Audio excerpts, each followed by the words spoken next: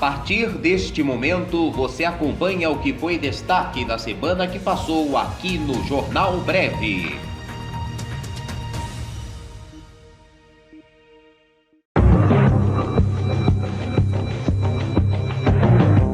Lewandowski autoriza diligências da Polícia Federal em inquérito que investiga ministro Pazuello. Na decisão, o ministro autorizou depoimentos de funcionários do Ministério da Saúde e de secretarias de saúde do Amazonas e de Manaus.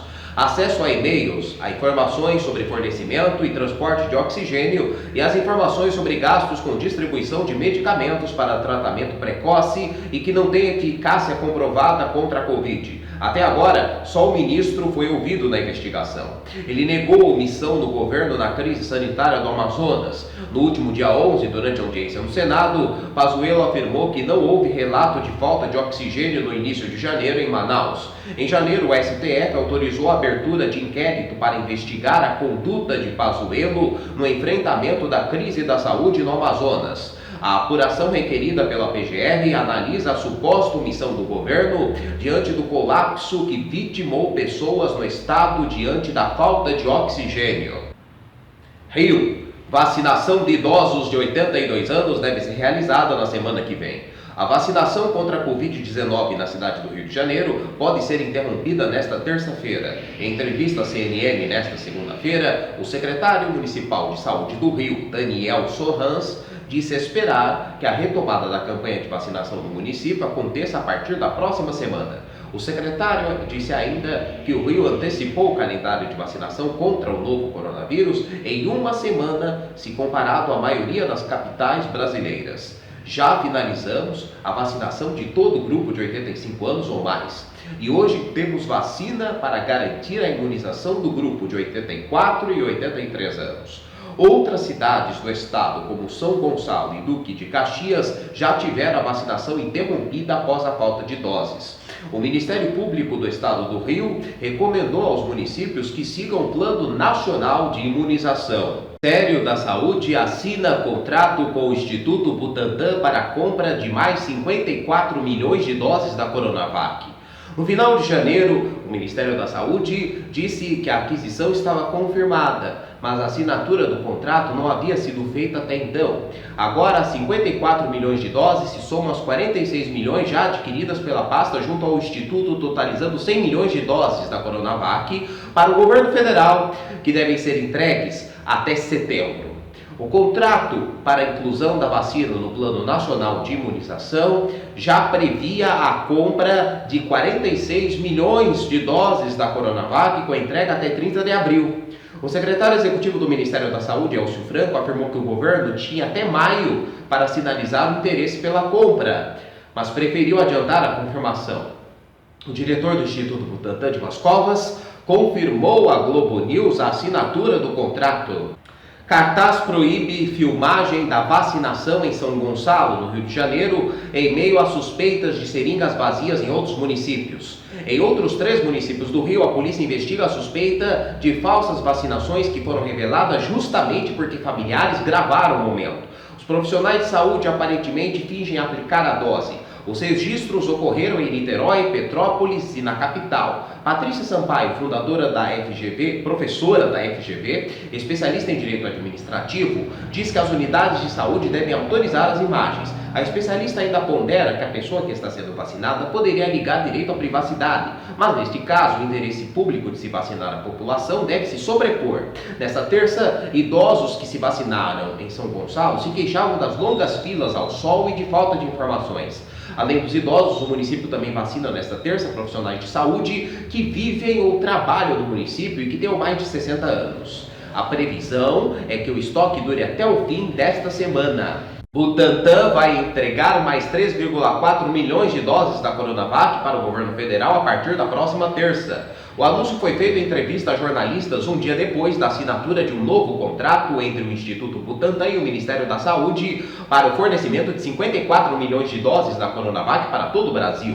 O diretor do Butantan, Dimas Covas, afirmou que no dia 23 serão liberadas 426 mil doses e em 8 dias chegam a 3,4 milhões de doses. As 54 milhões de doses se somam às 46 milhões já adquiridas pela pasta junto ao Instituto, totalizando 100 milhões de doses da Coronavac para o governo federal, que, segundo o contrato, devem ser entregues até setembro. Segundo o Ministério da Saúde, o Butantan deve entregar 52 milhões de doses da Coronavac para o governo federal até o final de abril. Antes, a previsão do governo federal era receber 46 milhões de doses até essa data. Nesta terça-feira, o diretor do Butantan também afirmou que pretende aumentar a capacidade de envase para antecipar a entrega de todas as 100 milhões de doses até agosto. 71% dos indígenas aldeados da Amazônia não foram vacinados contra a Covid, indicam dados do governo. O Brasil já deveria ter imunizado 431.983 indígenas contra a Covid. Mesmo com a inclusão dos aldeados entre os 4 primeiros grupos prioritários, apenas 164.592 foram vacinados no primeiro mês da campanha, de acordo com dados do governo consolidados até às 13 horas de quarta-feira.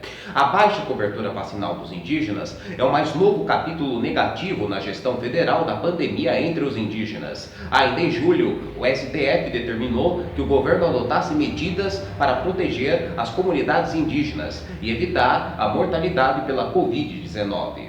Na primeira tentativa de ação conjunta, entidades indígenas relataram humilhação. Pouco mais de um mês após a determinação, o STF ordenou que o plano fosse refeito. Brasil não está atrasado na vacinação contra a Covid-19, afirma o deputado. O deputado federal Pedro Westphalen, relator da medida provisória que facilita a compra de vacinas e insumos para combater a Covid-19 e possibilita a aquisição por empresas privadas, afirmou que o Brasil não está atrasado em relação aos outros países da vacinação. De acordo com ele, a falta de insumos e doses é um problema no mundo inteiro, mas isso não impede que articulações sejam feitas para a compra a ser efetuada quando o produto estiver disponível.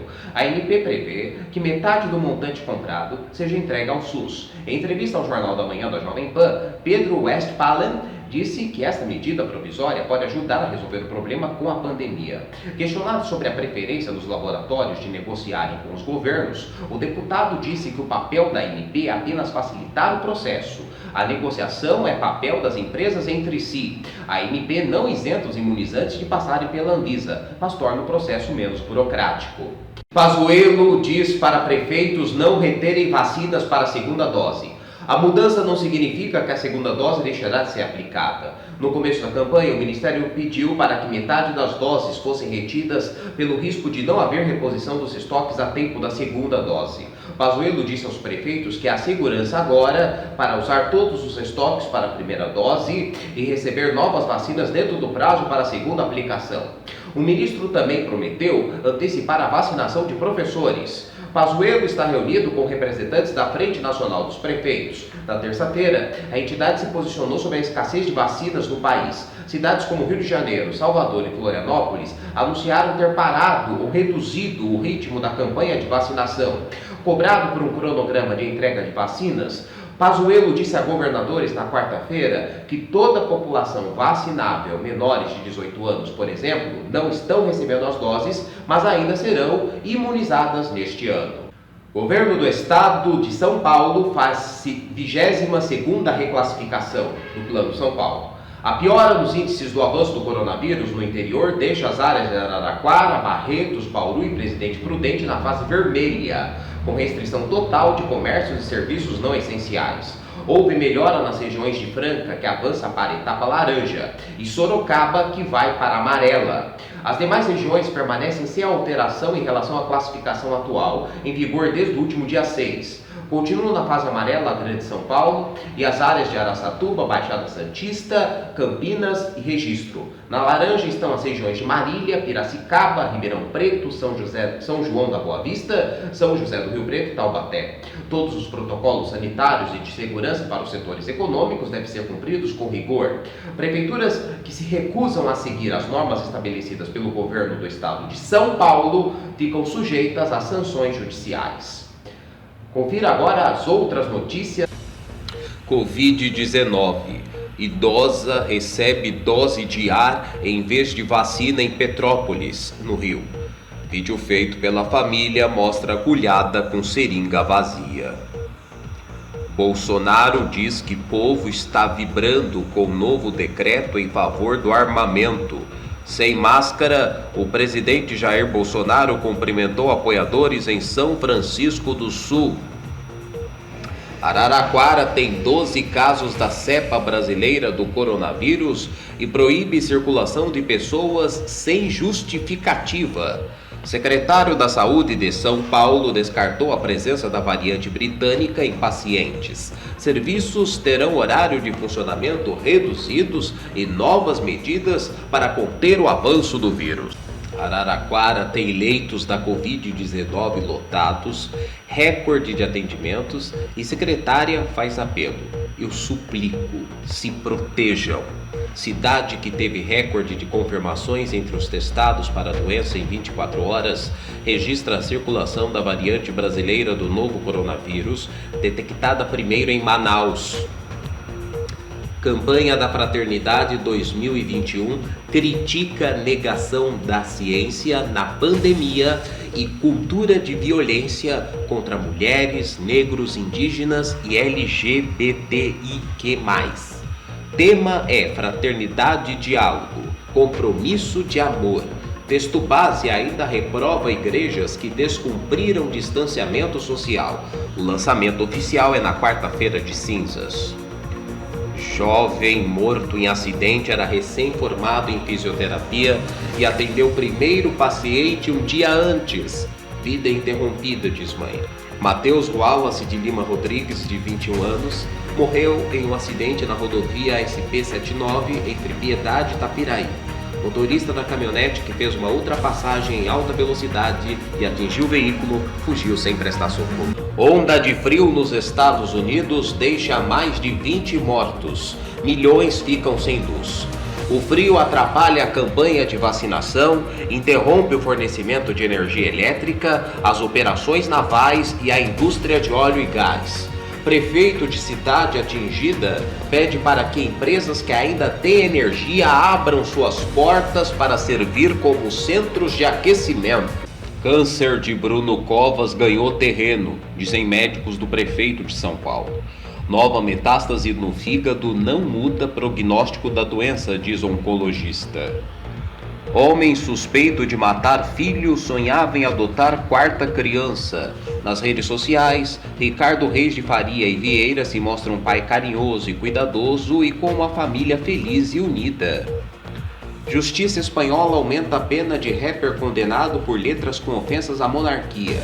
Prisão de Pablo Hasél na última terça-feira foi motivo de violentos distúrbios em Barcelona e em outros pontos do país nesta semana. O caso levantou uma polêmica sobre a liberdade de expressão no país. Aras cobra Bolsonaro por indicação ao STF. Próxima vaga abrirá em julho com a aposentadoria de Marco Aurélio Mello. Senador do Texas volta ao estado que enfrenta a onda de frio histórica depois de passear em balneário no México. O Texas foi atingido por uma onda de frio que deixou os moradores sem luz e água. Mais de 20 pessoas morreram. Ted Cruz, do Partido Republicano, viajou para Cancún, onde a temperatura era de 26 graus. Imagens suas no aeroporto chegaram às redes sociais e ele voltou mais cedo. Criança desliga energia e cidade do Espírito Santo perde 133 doses de Coronavac. Identidade de responsável foi descoberta após consulta a câmeras de vigilância. Irmão de criança havia rabiscado Corona do relógio antes. Você acompanhou o que foi destaque da semana que passou aqui no Jornal Breve.